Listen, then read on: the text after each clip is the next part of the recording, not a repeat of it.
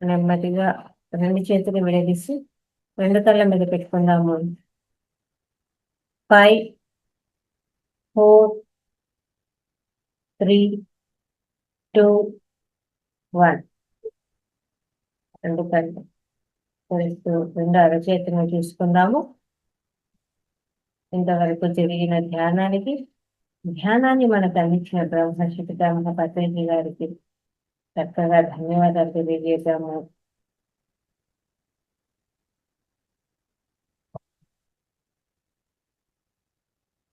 Next programme స్వాధ్యాయంలో భాగంగా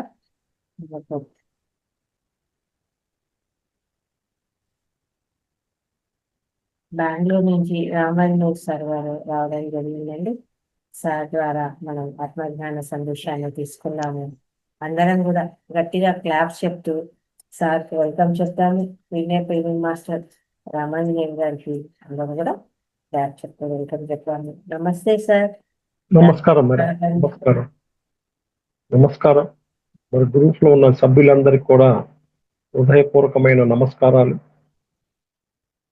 అది ప్రప్రదంగా బ్రహ్మర్షి పితామహ పత్రిజీ గారికి హృదయపూర్వకమైన ధన్యవాదాలు చెబుతూ, గురు ధర్మపత్ని సొన్నమాల పత్రి మేడం గారికి కూడా హృదయపూర్వకమైన నమస్కారాలు చెబుతూ, మమతా ఫౌండేషన్ నిర్వాహకులైన రంగనాథ్ గారికి కూడా కృతజ్ఞతలు చెప్పుకుంటూ, మరి ఈ యొక్క మమతా ఫౌండేషన్ ఉదయము సాయంత్రము ఎంతో మంది తెర వెనకాల ఉండి నడిపిస్తున్న కోస్టులు అందరూ కూడా తమ వంతు జీవిత ధ్యేయంలో ఒక భాగంగా తీసుకొని నడిపిస్తున్న వారందరికి కూడా ఒకసారి కృతజ్ఞతలు చెప్పుకుంటూ, మరి ప్రతిరోజు కొంత సమయాన్ని మీరు కేటాయించి మీ జీవితంలో కూడా ఆ సమయానికి మీకు కావలసిన శక్తిని, కావలసిన జ్ఞానాన్ని మీకు అందుతున్నందుకు ప్రకృతికి కూడా కృతజ్ఞతలు చెప్పుకుంటూ, మనం ఈరోజు ఒక అద్భుతమైన కాన్సెప్ట్లోకి వెళ్ళిపోదాం.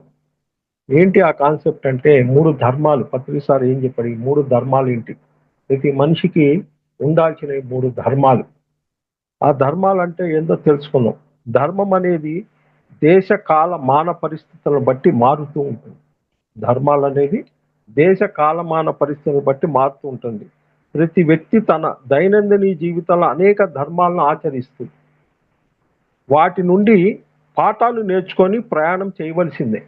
ప్రతిరోజు దైనందిన జీవితంలో వీటిని ఆచరిస్తూ వాటి నుండి పాఠాలు నేర్చుకోవాల్సిందే.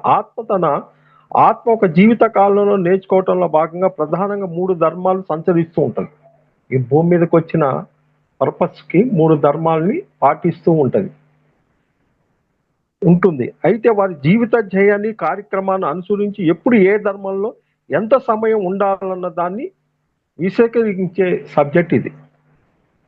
అంటే ఈ ధర్మాల్లో ఎక్కడ ఎంతసేపు పెడుతున్నాం అనేది తెలుసుకుంటూ, మరి ధర్మాన్ని తప్పితే వచ్చే ఇబ్బందులు ఏంటి, ఈ ధర్మాన్ని కనుక మనం ఎక్కడ ఆచరించకపోతే వచ్చే ఇబ్బందులు ఏంటి. ఫస్ట్ అసలు 3 ధర్మాల గురించి పత్రిసారి ఏం చెప్పాడో మనం తెలుసుకుందాం. ప్రతి మనిషి జీవితంలో అనేక ధర్మాలను ఆచరించవలసి ఉంటుంది. వాటిలో ప్రధానమైనవి 3 ధర్మాలు: గృహస్థ ధర్మం, ఆశ్రమ ధర్మం, ప్రచార ధర్మం. ప్రతి మనిషికి 3 ధర్మాలు ఉన్నాయి: గృహధర్మం, ఆశ్రమ ధర్మం, ప్రచారం. వీటిలో ఏదో ఒక ధర్మాన్ని స్వీకరించి ఆయా పరిస్థితులకు అనుగుణంగా ఒక జీవన విధానం నుండి మరో జీవన విధానంలోకి తను తాను నెట్టుకోవాల్సి వస్తుంటుంది.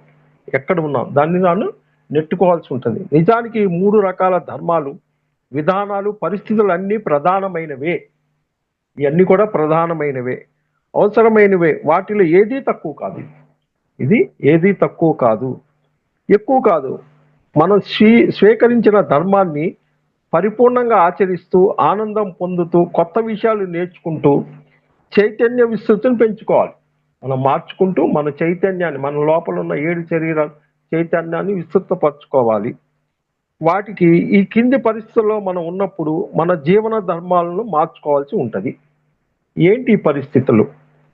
1, జీవన ప్రయాణంలో మనశ్శాంతి పూర్తిగా అడుగంటినప్పుడు, విపరీతమైన ఒడిదుడుకులు ఎదురుపడినప్పుడు, అసలు బతుకెందుకురా బాబు అని విపరీతమైన బాధలతో కూరుకొని పోయినప్పుడు, శారీరక మానసిక అనారోగ్యాలు పైచేయిగా తయారైనప్పుడు, 2 అంతరాత్మ ప్రబోధ నుండి జీవితం అంటే ఇది కాదు, జరుగుతున్న దానిని 180 డిగ్రీల్లో మార్చాల్సి అనిపించినప్పుడు, ఇవన్నీ మన లోపల అనిపిస్తుంటాయి. 3 వయసుతో సంబంధం లేకపోయినప్పటికీ ఒకే విధమైన మానవ జీవితంలో కూరుకుపోయి నూతనత్వానికి ఎదురు చూస్తున్నప్పుడు,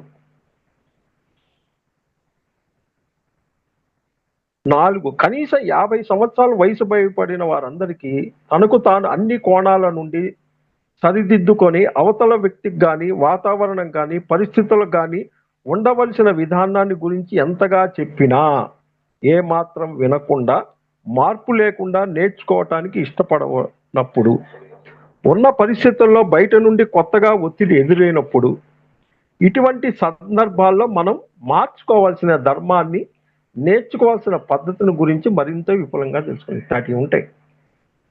దాంట్లో ఫస్ట్ ఇది గృహధర్మం అంటే ఏంటిది?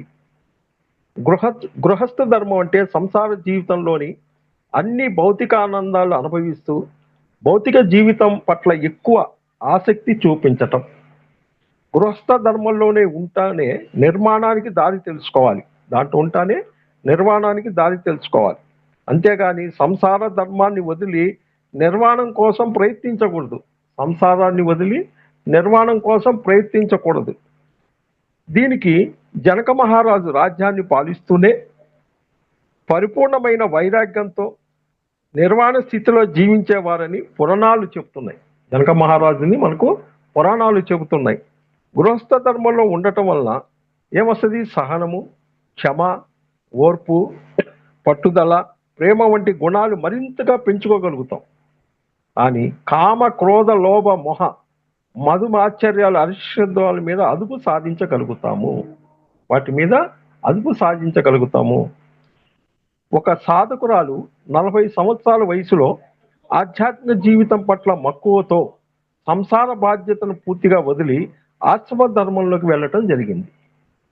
కొంత అనారోగ్యానికి గురికైంది. అక్కడ పోయిన తర్వాత ఆమె, నేను ధ్యానం చేస్తున్నాను కదా, నాకు ఎందుకు అనారోగ్యం అనుకునేది. కానీ ఆమె అవశ్యంగా అనుభవించవలసిన స్థితిలో ఉండకుండా వేరొక స్థితిలో ఉండటం వలన తిరిగి తనను తాను సరి చేసుకునేందుకే ఆమె అనారోగ్యం గురి కావాల్సి, ఎట్లుండాలో తెలియక అనారోగ్యం గురి కావచ్చు. అయితే ఇప్పుడున్న భూ పరిస్థితుల్లో 190% మనం చూసేవన్నీ కూడా సంసారములో కూరకపోయి ఆధ్యాత్మిక సాధన లోపించి వాటిని తిరిగి సరిచేసుకునేందుకు శరీరం మీద వచ్చే అనారోగ్యాలు అలారాలే ఎక్కువ. ఏంటి ఇప్పుడున్న పరిస్థితుల్లో 90% మనం చూసేవన్నీ సంసారంలో కూరకపోయి ఆధ్యాత్మిక సాధన లోపించటం వల్లే ఇవన్నీ కూడా వచ్చినవి. మనిషికి ఏమున్నాయి? శరీరము, మనస్సు, బుద్ధి, ఆత్మ అనే 4 అంశాల్లో శరీరానికి, మనసుకి సంబంధించిన ఆనందాలతో సాధనలో ప్రధానంగా ఉండేది. బయట ప్రపంచం అంతా కూడా ఇంతే. గృహస్థ ధర్మం శరీరపరంగా, మనసు పరంగా, మరి కొంతవరకు బుద్ధిపరంగా ఎదురయ్యే ఆత్మానుభవాలు సాక్షిభూతంగా గమనిస్తూ వాటిలోని ఆనందాభూతులను స్వీకరిస్తూ వాటిని 10 మందికి పంచు ముందుకు సాగటమే గృహస్థ ధర్మం. మనకున్న ఆనందాలు కానీ వాటిని గమనిస్తూ ముందుకు పోవటమే గృహస్థ ధర్మం. అంతేకాకుండా సమాజంలో బ్రహ్మచర్యం, వానప్రస్థ, మరి సన్యాసాశ్రమంలో ఉన్నవారు ప్రత్యక్షంగా కానీ పరోక్షంగా కానీ గృహస్థ ధర్మంలో ఉన్న వారి పైన పూర్తిగా ఆధారపడి ఉంటారు. అంతా కూడా ఆధారపడి ఉంటారు. కాబట్టి వారందరినీ ఆదరించి సేవిస్తూ ప్రేమ, కరుణ, ఓర్పు, సహనం అనే గుణాలు పెంచుకుంటూ గృహస్థ ధర్మంలో నేర్చుకోవాల్సిన ప్రధాన కర్తవ్యాన్ని తెలుసుకోవాలి. ఇలా గృహస్థ ధర్మంలో ఉన్నవారు తమపై ఆధారపడిన పై 2 ఆశ్రమాలు వారిని సేవించటం అనేక అవకాశాలని మహా భాగ్యంగా గుర్తించాలి. నిజానికి దానికి పూర్తిగా విరుద్ధంగా ఉన్న గృహస్థ ధర్మాన్ని ప్రస్తుతం మనం సమాజంలో చూస్తున్నాం. ఏంటి? తల్లిదండ్రులు, అత్తమామలు, తోబుట్టువులు, సాధువులు, యాచకులు, మన చుట్టూ ఉండే పెంపుడు జంతువుల పట్ల మనం ఎలా ప్రవర్తిస్తున్నామో ఒకసారి ఆలోచించుకుంటే మన గృహస్థ ధర్మాన్ని ఎంతవరకు పాటిస్తున్నాం అనేది తెలుస్తుంది. ఇవన్నీ మనం చెక్ చేసుకుంటే ఎంతవరకు మనం పాటిస్తున్నాం. కళ్ళ ముందు నిత్య జీవితంలో కనబడుతున్న భగవంతుని విస్మరించి ఎన్ని సాధనలు చేసినా ప్రయోజనం శూన్యము. ఏంటి ఎదురుగా ఉన్న శూన్యము అన్న సత్యాన్ని అర్థం చేసుకోవాలి. వీళ్ళందరికీ నేనే దొరికానా అన్న ఒక వాక్యం నోటి నుండి వెలువడింది అంటే వారు గృహస్థ ధర్మాన్ని అసలు అర్థం చేసుకోలేదని స్పష్టమవుతుంది. వీళ్ళందరికీ నేనేదంటే అర్థం చేసుకుంటుంది. అంతేకాక వారు చేయవలసిన ధర్మానికి వ్యతిరేక దిశలో ప్రయాణిస్తూ రోజు రోజుకు చెడు కర్మలు కరెన్సీని వారి అకౌంట్లో వేసుకున్నట్లు అర్థం చేసుకోవాలి. కన్న తల్లిదండ్రుల యొక్క ఆనందం, ఆత్మ అభివృద్ధి కోసం విశేషంగా కృషి సల్పటం, మనస, వాచ, కర్మణ వారిని సేవించటం గృహస్థ ధర్మంలో అతి ప్రధానమైనది. ఇది గృహస్థ ధర్మంలో ఇట్లా ఉండాలన్నమాట. ఆశ్రమ ధర్మం దాని తర్వాత ఏంటి అసలు? భౌతిక సుఖాల పట్ల వ్యామోహాన్ని తగ్గించుకొని ఆధ్యాత్మిక జీవితానికి ప్రాధాన్యత ఇవ్వటం ఆశ్రమ ధర్మ స్థాయిలో చాలా ముఖ్యమైనది. 50 ఏళ్ళు పైబడిన వారు గృహస్థ ధర్మంలో ఉండరాదు, ఆశ్రమ ధర్మాన్ని అనుసరించాలి. ఆశ్రమ ధర్మంలో ఆత్మానందాన్ని కలిగించే ధ్యానము, సంగీతం వంటి వాటి ఎక్కువ ప్రాధాన్యతను ఇవ్వాలి.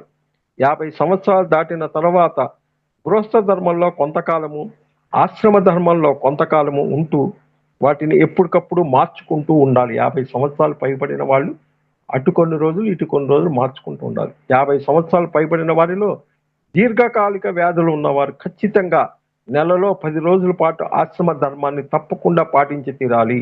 అంటే ఆ 10 రోజుల పాటు వీలైనంత వరకు ఏకాంతంలో ధ్యానం చేసుకుంటూ, ఆధ్యాత్మిక పుస్తకాలు చదువుతూ, ఇతరుల అనుభవాలు తెలుసుకుంటూ, తెలియని వారికి ధ్యానం నేర్పుతూ ఆత్మావలోకనంలో కాలం చక్కగా వినియోగించుకోవాలి. ఆశ్రమ ధర్మం యొక్క ప్రధాన ఉద్దేశం అంతర్ముఖులు కావటం.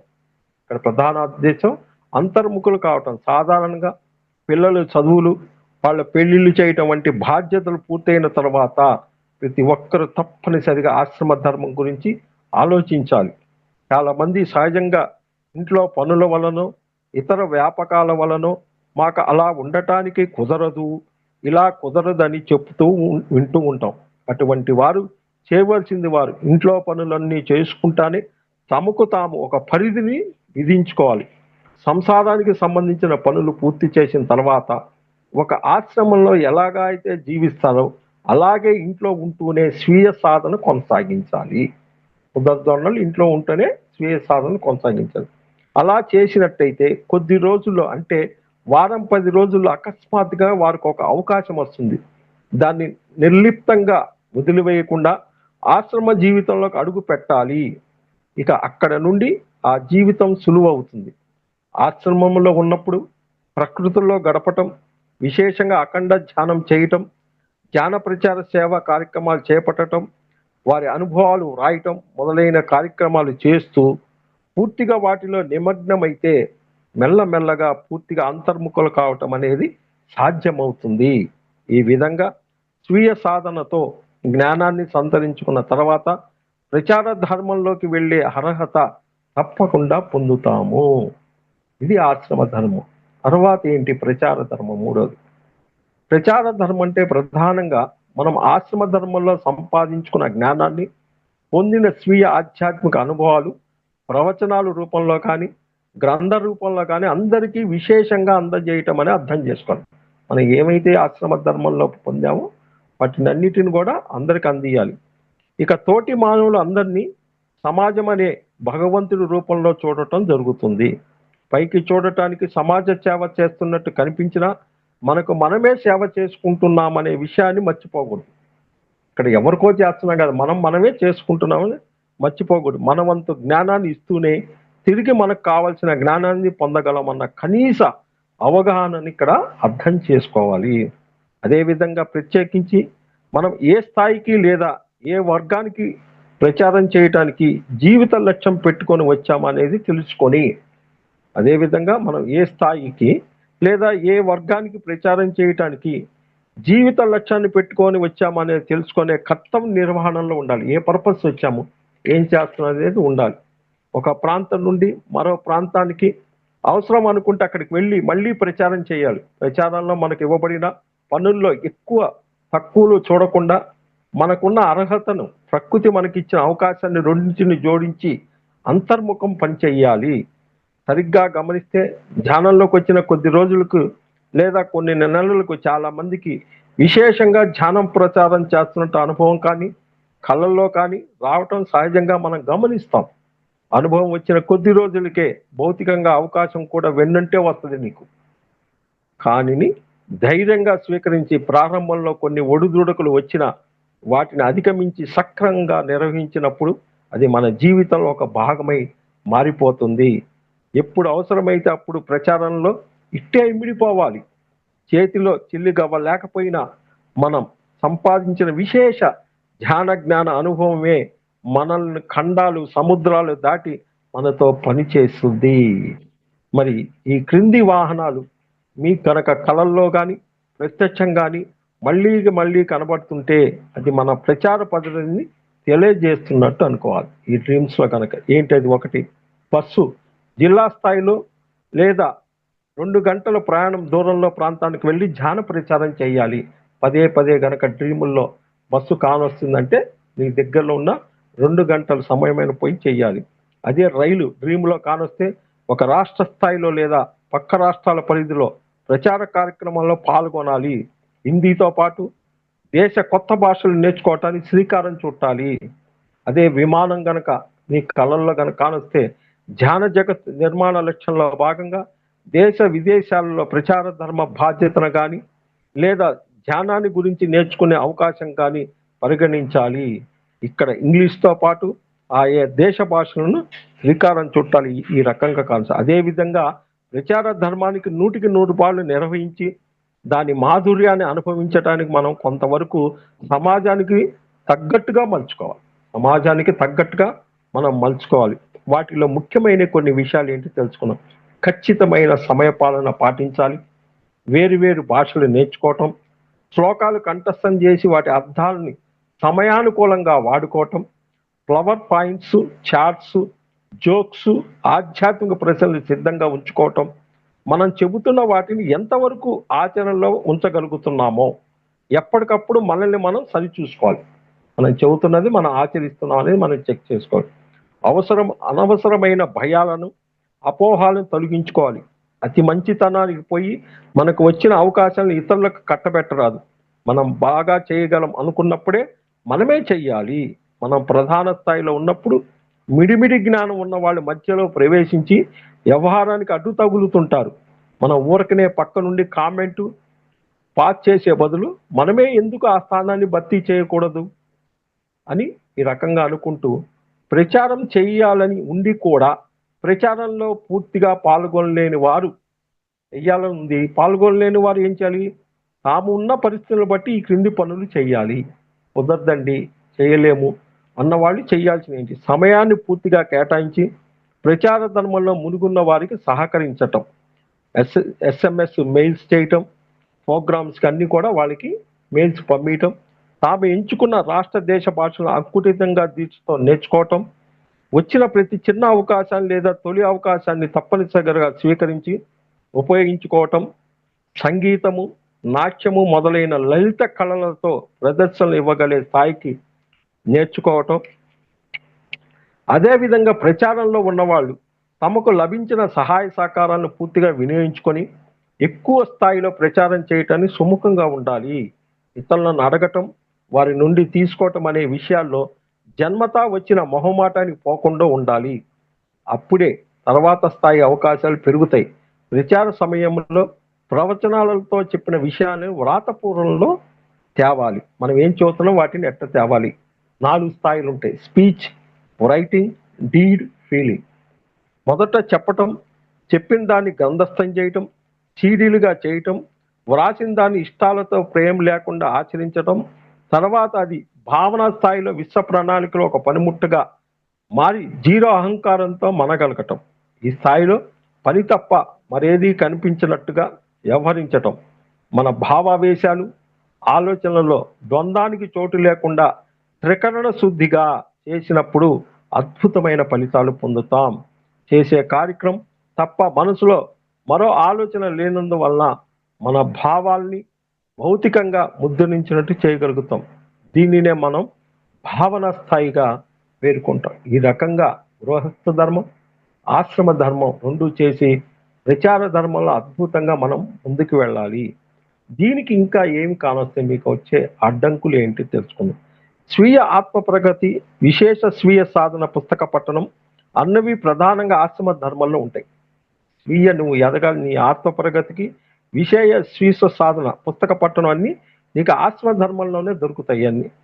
2, 50 సంవత్సరాల వయసు పడిపోయిన వారందరూ తప్పక నెలలో, ముఖ్యంగా పౌర్ణమి రోజుల్లో 7 రోజుల నుండి 10 రోజుల వరకు ఆశ్రమ ధర్మాన్ని ఎంపిక చేసుకొని గడపాలి. అప్పుడే తమకున్న దీర్ఘకాలిక రోగాల నుండి పూర్తిగా బయటపడే అవకాశం ఉంది. 3, ఇప్పుడు భూమి ఉన్న పరిస్థితులను బట్టి ప్రచార ధర్మం అనేది జీవిత కార్యక్రమం అంతర్భాగమై పోయింది. ప్రతి వ్యక్తి తమదైన శైలిలో అవకాశాలను బట్టి ఎంతో కొంత ధ్యాన ప్రచారం, జ్ఞాన ప్రచారం గావించి ఈ ప్రచార ధర్మాన్ని నిరంతరం శ్రీకారం చుట్టడం అనేది ఒక ముఖ్యమైన అవసరంగా ప్రస్తుతం మారింది. 4, గృహస్థ ధర్మంలో ప్రధానంగా సంఘంలోకి వెళ్ళటానికి ముందు వ్యక్తిగా జయించిన తర్వాత, సంఘంలో వెళ్ళాలంటే మన వ్యక్తిగా జయించిన తర్వాత మనం మనలో తీర్చుకోవాల్సిన గుణాలను పూర్తి స్థాయి శిక్షణ ఉంటుంది. ఏంటి? శాంతి, సహనము, ఓర్పు, క్షమ, మైత్రి వంటి అన్ని గుణాలు ఖచ్చితంగా సంబంధ బాంధవ్యాల్లో చవి చూసినప్పుడు మన ఉన్నత ప్రమాణాలతోనే సంఘాన్ని గెలవగలము. కాబట్టి సంసారం అనేది సంఘం శరణం గచ్చామి. 5, ఒక ఆశ్రమం నుండి వేరొక ఆశ్రమ ధర్మంలో తీసుకోవాల్సిన మార్పులు అనుకున్నదే తడువుగా, ఆజ్ఞ లభించిందే తడువుగా ఆధ్యాత్మిక అనుభవం వచ్చిన వెంటనే చేయటం చాలా ముఖ్యం. ఆలస్యం చేయటం అన్న దానికదే కొన్నాళ్లకు అత్యవసరంగా మారుతుంది. కాబట్టి మీనవేషాలు లెక్క పెట్టకుండా వెంటనే అడుగు వెయ్యాలి. 6, ఆశ్రమ ధర్మం విశేష సాధన వరకు మాత్రమే. ఇక్కడ సంసారం గొడవలు లేవు, ఇక్కడ ఉండిపోదాం, ప్రాణానికి సుఖంగా ఉందనే కంఫర్ట్ జోన్లోకి వెళ్ళటం సరికాదు.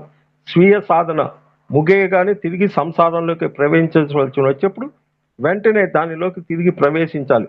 పిల్లలకు నేర్పాల్సిన పాఠాలు పూర్తిగా కాకుండా కేవలం ఆశ్రమంలో నెట్టుకోవటం సరికాదు. 7, ముఖానికి కలిగే అనారోగ్యాలు, కేసుకొచ్చే అనారోగ్యాలు, చర్మ వ్యాధులు, సాంఘిక సమస్యలు, తలకు సంబంధించిన అనారోగ్యాలు ఇవన్నీ కనుకుంటే ప్రధానంగా ఆశ్రమ ధర్మం మార్పుకు ముడిపడి ఉంటాయి. ఇవన్నీ కనుక ఉన్నాయంటే ఇది ఇల్లు దాటి ఆశ్రమ ధర్మంలో పోవాలి. ఏది? ముఖానికి, ఫేస్కి సంబంధించినవి, చర్మ వ్యాధులు, సాంఘిక సమస్యలు, తలకు సంబంధించిన అనారోగ్యాలు ఇవన్నీ కూడా ఆశ్రమ ధర్మాన్ని ముడిపడి ఉంటాయి. 8, గృహస్థ జీవితంలో ఉన్నవారు ఆశ్రమ ధర్మంలోకి వెళ్ళాలనే తీవ్ర వాంఛ కలిగినప్పుడు, మౌనంలో 40 రోజులు ఉన్నప్పుడు దాని నుండి పొంది ఆ వాంఛ నుండి బయటపడవచ్చు. 9, ఆత్మ ప్రగతికి నిర్దేశించబడిన ఆశ్రమ ధర్మాన్ని నిర్లక్ష్యం చేసి మనకు మనమే ఒక అలారంగా అడ్మిషన్ ఉంటే గాని తగనని పెద్ద పెద్ద అనారోగ్యాలు శరీరంపై తెచ్చుకొని హాస్పిటల్తో మగ్గుతూ ఉండే పరిస్థితి తెచ్చుకోవటం మనం చూస్తాం. ఇదంతా ఆశ్రమ ధర్మం ఎగగొట్టంలో మొదలవుతుందని గ్రహించాలి. 10, ఆత్మ కుటుంబ ధర్మాన్ని గుర్తు చేయటానికి తెలపబడ్డ ఈ 3 ధర్మాలు అనే ఈ అంశంలో కొంతమందికి చాలా కీలకమైన వీటిని అహంకారంతో, అజ్ఞానంతో కాకుండా ఓపెన్ మైండ్తో స్వీకరించి ఆచరించినప్పుడు వెనువెంటనే వాటి ఫలితాలు సమస్య పరిష్కారంలో చూడగలము.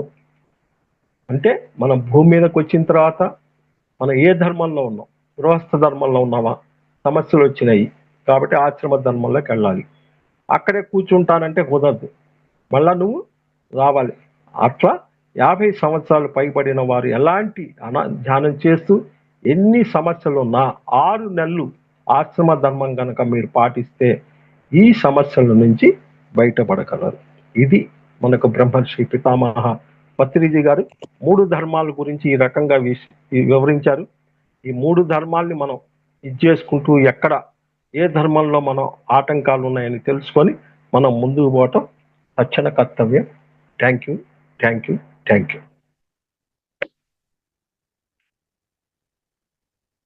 Thank you sir. Thank you very much. ఆశ్రమ ధర్మాల గురించి, అక్కడ ఉన్న సమస్యలు, వాటి యొక్క పరిష్కారము అనే విషయాల గురించి చాలా అద్భుతంగా వివరించారు. ఇక్కడ ఆశ్రమ ధర్మాలు అనేసరికి 50 ఏళ్ళు పైబడిన వాళ్ళు అంటున్నారు సార్. ఇప్పుడు అంతకంటే లోపల ఏమైనా సమస్యలు వస్తే అప్పుడు ఏంటి? పోవాల్సిందే. మరీ ముఖ్యంగా 50 పైన దాటిన వాళ్ళు కొన్ని గిరి గీసుకొని ఇంట్లో కూర్చుంటారు. ఈ షుగరు, బీపీ ఇటన్నీ ఉంటాయి కదా. అవి నువ్వు ఎంత మందులు వాడినా, ఎంత సాధన చేసినా వాడి కుండలో నీళ్ళన్నీ ఇంట్లోనే సరిపోతాయి.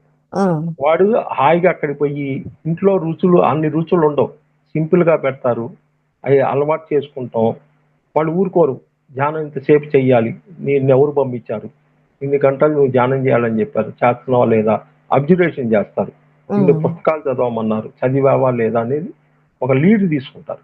కాబట్టి వాడు అక్కడికి వచ్చిన చాలా మంది వస్తారు. వాళ్ళ అనుభవాలు వీళ్ళు వింటాం, వీళ్ళ అనుభవాలు వీళ్ళు విన్నప్పుడు కొంత లోపల జ్ఞానం కలిగి ఆ రెండుని మేళవించి ధ్యాన ప్రచారం చేయాలి. మళ్ళీ అది ప్రచారం చేయాలి మళ్ళీ. అది అట్లా. Thank you very much. Okay masters, ఇంత చక్కగా మనకు ఆశ్రమ ధర్మాల గురించి సార్ అద్భుతంగా వివరించారండి. అంత చక్కని క్లాస్ ఇచ్చిన సార్ గారికి అందరూ కూడా గట్టిగా ధన్యవాదాలు తెలియజేద్దాము. అలాగే ఇందులో మీకు ఏమైనా డౌట్స్ ఉన్నా కూడా, లేదు సార్ చెప్పిన విషయం మీద మాట్లాడాలా, చక్కగా హ్యాండ్ రైజ్ చేయండి, అన్మ్యూట్ చేసుకొని మాట్లాడండి. ఎస్ కోటిలింగాచారి గారు. నమస్కారం సార్. నమస్తే మేడం. నమస్తే సార్. ఇప్పుడు 50 సంవత్సరాలకే ఆశ్రమ ధర్మం పాటించాలంటారు కదా. అయితే మరి కుటుంబ బాధ్యతలు వదిలేసిపోమంటారా? ఇట్లా ఏ విధము? కుటుంబ బాధ్యతలు వదిలేసుకోమని చెప్పట్లా.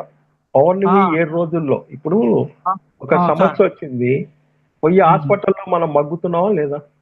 పోతున్నాం. అప్పుడు కుటుంబం లేదా? ఉంది. మరి దానికన్నా తేలిక కదా, లక్షలు ఖర్చు పెట్టి ఒక 1 రోజులు ఉంటున్నాం, చెయ్యాల్సింది చేయకపోతే నీ డిజైన్ ఎట్టుందో ఇప్పుడు ఒక డాక్టర్ చెప్పాడు ఒక సర్జరీ చేయాలంటే 1 లక్ష అయింది అంటాడు. మనం ఒక డాక్టర్ దగ్గర ఉంటాం, నలుగురిని అడుగుతాం కదా, ఇది ఏంటి సార్, ఇది కరెక్టేనా లేదా అని. అట్లానే దీన్ని రుచి చూడాలి కదా. ఇప్పుడు నీకు ఇబ్బందులు ఉన్నాయి, నీకు ఇబ్బందులు ఉన్నాయి, ఆ ఇబ్బందులు ఉన్నాయి. ఇప్పుడు ఒక ఆయన ఉన్నాడు, కంటి చూపు అసలు రాదని చెప్పారు మా ఊర్లో. ఆయన 60 సంవత్సరాలు దాటింది. కాదు సార్, ఇట్లా నేను ఒక క్రాప్ సర్కిల్ ఇస్తాను, దాని మీద కూర్చోండి, ఒక పిరమిడ్ క్యాప్ పెట్టుకొని. ఇంకా ఆయన కోటీశ్వరుడు, అన్నంలో పురుగులు ఉన్నాయి తెలియదు, ఏం లేదు, ఇంకా చచ్చిపోయే స్థితిలో కరోనా టైంలో ఆయన చిన్నగా ఐ పిరమిడ్ ఇంట్లో సెట్ చేసి అన్ని చేస్తే ఒక 20-30 రోజులు ఫోన్ చేశాడు, సార్ నాకు కానొస్తున్నాయి సార్ 80%, ఇంకేం చేయాలండి అన్నాడు. అప్పుడు నాకు వచ్చి మీ వయసు ఎంత అండి అన్న. బాబు ఇంకా లాభం లేదురా, నువ్వు మూట సర్దుకొని వీడి దగ్గర తపస్థలి ఉంది, నువ్వు అక్కడికి వెళ్ళు, 6 నెలలు తిరుగు. ఇంత మంచి నేనేం చేయలేను, ఇదే నేను నాకు తెలిసింది చూస్తాను. 6 నెలలు తిరిగిన తర్వాత కంటి చూపు ఎట్లొచ్చిందో తెలియదు, అదే డాక్టర్ దగ్గర పోయాడు, ఇది ఎట్లా సాధ్యమైంది, మరి బండెక్కి తిరుగుతూ అద్భుతంగా తిరిగాడు. ఎట్లా సాధ్యమైంది? కాబట్టి కరెక్ట్. అవును. అంటే ఇప్పుడు ఇది ఈ ట్రీట్మెంట్ ఇంట్లో ఉండి కూర్చొని చేయతి కాదు. ఇప్పుడు ఆశ్రమంలో చేసే ట్రీట్మెంట్ ఇంట్లో కూర్చొని చేయటానికి వీలు పడదు. Hello sir.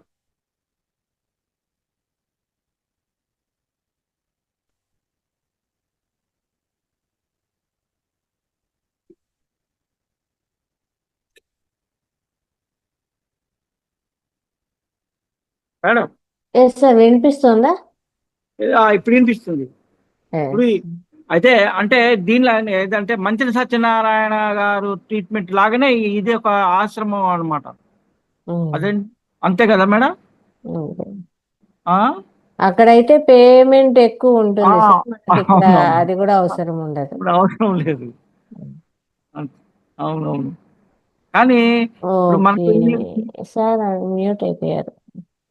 ఇక్కడ మంత్రి సత్యాన్ని కాదు, ఇప్పుడు నా కొడుకు దగ్గర వచ్చాను, నాకు 64 సంవత్సరాలు. అంటే బ్యాలెన్స్ జీవితంలో ఉండాలి. ఆ, ఇగో నా రూమ్ ఉంది, ఇగో ఇక్కడ ల్యాప్టాప్ ఉంది, ట్యాబ్ ఉంది, పుస్తకాలు ఉన్నాయి, ఫోన్లు ఉన్నాయి, మొత్తం సెట్టింగ్ అంతా ఇక్కడ ఉంది. ఇదేంటి? ఇది ఆశ్రమ ధర్మం ఆ, అనిపించేస్తాం. ఆ, బయటికి పోతే గృహస్థ ధర్మం, అవును ఇంట్లో లోపల ఉంటే అవును తెలుసుకున్న సత్యాన్ని చెబుతున్నాం. కుదరలేదు కాబట్టి, ఆ, కుదిరిందంటే ఎమ్మడే బెంగళూరు పెరువుడు వ్యాలీలో పోయి ఉండి రావాలి. ఆ. కాబట్టి అవును కుదరలేదు కాబట్టి ఇక్కడ ఉన్నాను. ఈ నాటకం ఆడుతున్నానా లేదా? అవునవును మేడం సడన్ గా టిఫిన్ చేస్తున్నాను సార్, అర్జెంట్ క్లాస్ కావాలన్నారు. ఓకే, అయిపోయింది. ఓకే. ఎమ్మటే షూటింగ్ లోకి వచ్చాను. ఏం ఆ. చెబుతాను? ఏదో ఒకటి చెబుతాను, నీకెందుకు. అంతే, అదే అన్నారు. అట్లా అవును. మనం ఏదో ఒకటి కాదన్నా కనీసం సమగ్ర జీవన శైలన్నా చెప్పండి. వారానికి ఒక రోజు, వారం రోజులు టైం ఉంటది. అదే సార్ ఏదో ఒకటి చెప్పింది, వచ్చానా, నాటకం ఆడానా, చేశానా కర్మలు లేదా, తెచ్చుకోవాలంటే ఇదే మార్గము అని. అది అట్లా. ఈ రోజు ఉన్న పరిస్థితులను బట్టి ఇప్పుడు ఉంది తిరుపతి, రేపు తిరుపతి జానమాయ యజ్ఞం అంటున్నారు. చాలా మందికి ఇది ఏంటండి ఇప్పుడు ఎందుకు అని సహజంగా ఉంటది, కానీ చాలా విశేషమైనది. అది అక్కడ ఒక పోర్టల్ గేట్ ఉంది. 31/5/2021 ప్రేమనాథ్ గారి సాంగత్యంలో శశార మాస్టర్ ద్వారా అది మేము పోర్టల్ గేట్ ఓపెన్ చేశాం. నా దగ్గర రికార్డు ప్రకారంగా ఉంది.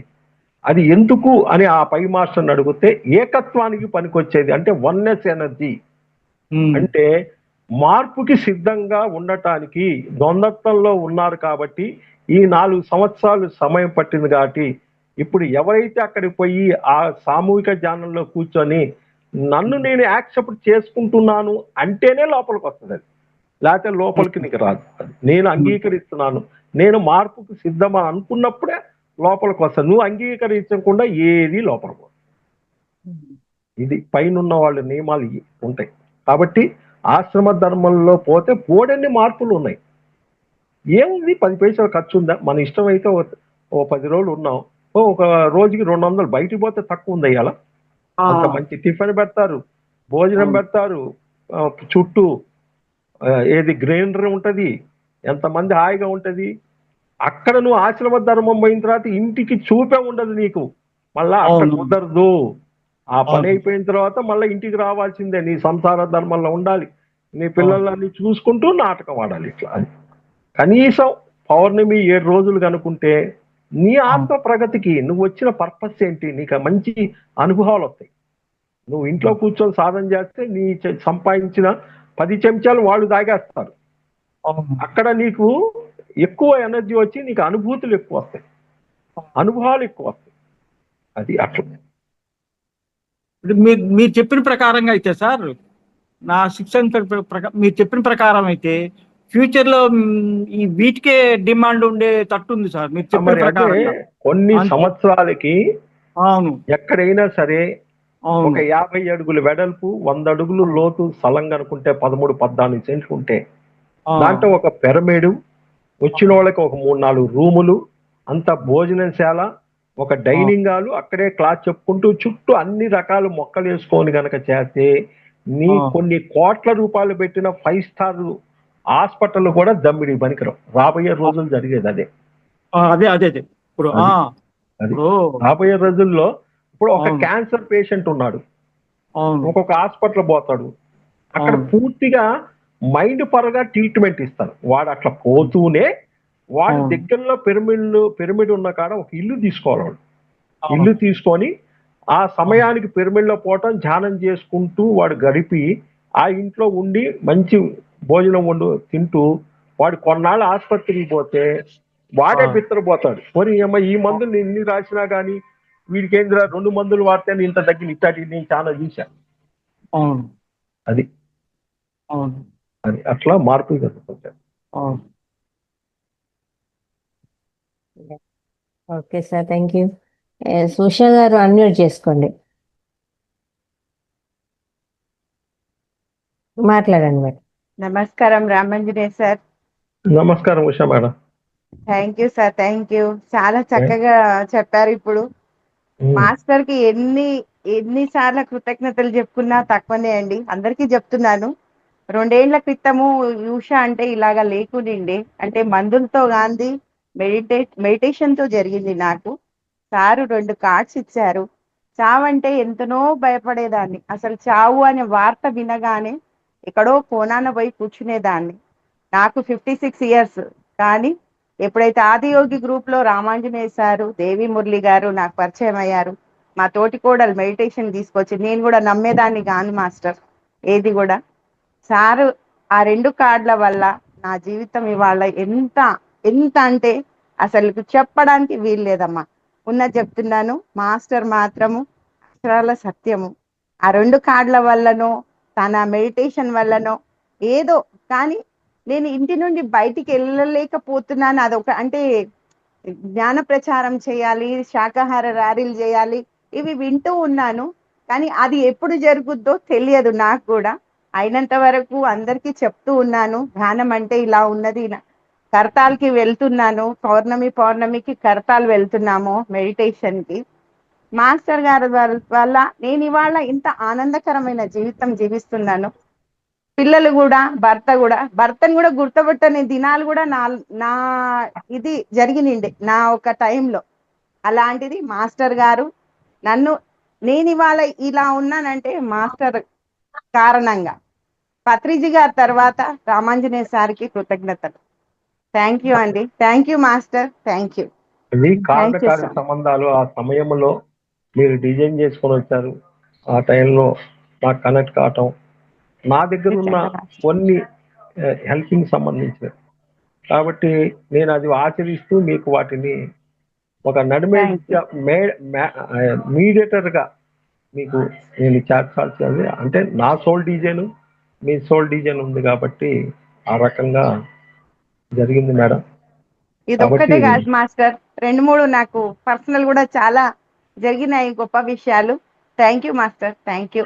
గ్రూప్ లో ఉన్న వాళ్ళందరికీ కూడా చాలా చాలా కృతజ్ఞతలు. థ్యాంక్ యూ అండి. Thank you madam. అలాగే ఈ నెల 16, 17 కర్తాల్లో మహావతార్ ఫౌండేషన్ వాళ్ళు ధ్యాన మహాయజ్ఞం చేస్తున్నామండి.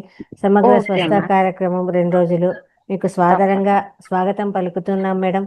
తప్పకుండా అమ్మా. థ్యాంక్ యూ అమ్మా. Thank you so much. Thank you. కోటి యాదగిరి గారు.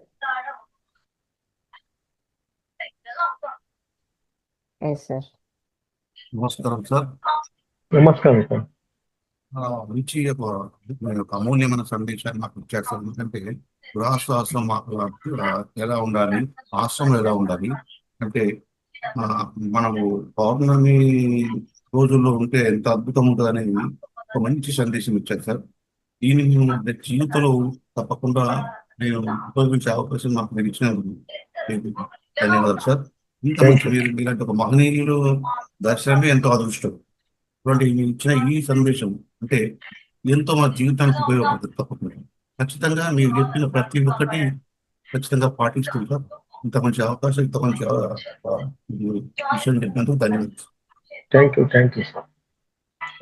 Thank you sir. యాదగిరి గారు, సుమా మేడం మీకు కాల్ చేస్తున్నారంట, మీరు ఫోన్ చేస్తాము అందరికి అనేసి. అయితే phone lift చేయట్లేదంట.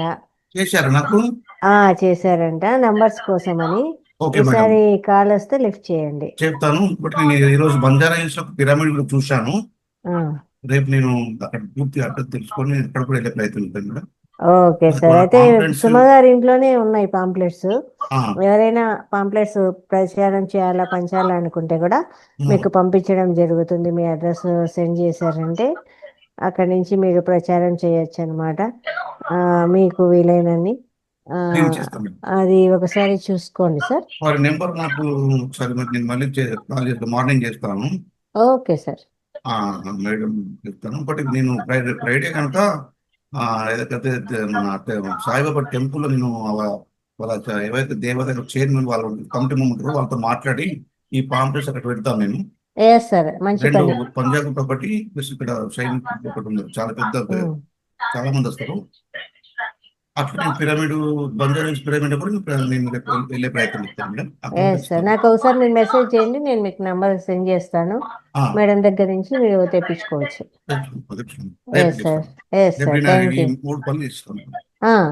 Okay sir. Thank you.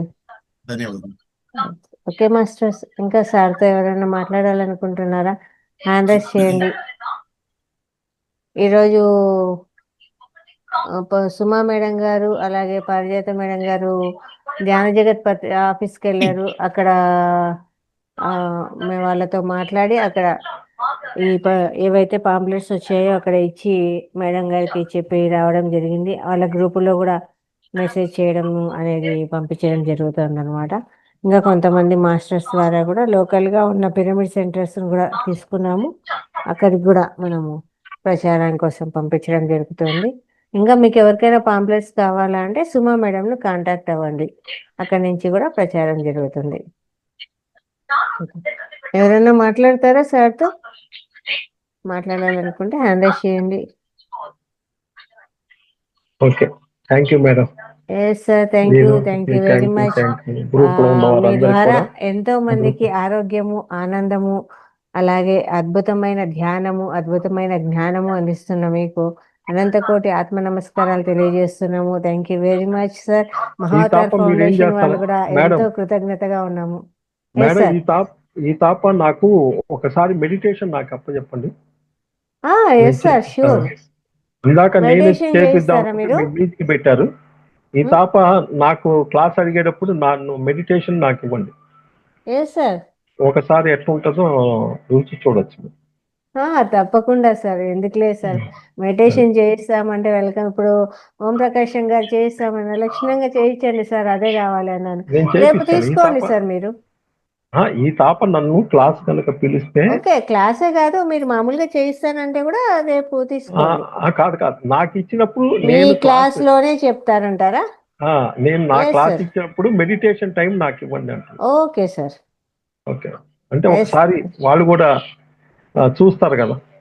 ఖచ్చితంగా సార్, అట్లా మాస్టర్స్ ద్వారా మెడిటేషన్ చేయించుకుంటే కూడా చాలా అద్భుతమైన ఎనర్జీస్ ఉంటాయి. అట్లా చేయించే వాళ్ళే మనకు కావాలి. అలా మీరు చేయిస్తారంటే కూడా మాకు వెల్కమ్ సార్, తప్పకుండా. ఇలా పారిజాతం మేడం గారు ఉన్నారు సార్ మేడం గారు. నవ్వే చిరునవ్వే అర్థమైపోయింది. వాళ్ళ దాంట్లో 2-3 సార్లు పోయాను. అందువల్ల మేడం తెలుసు.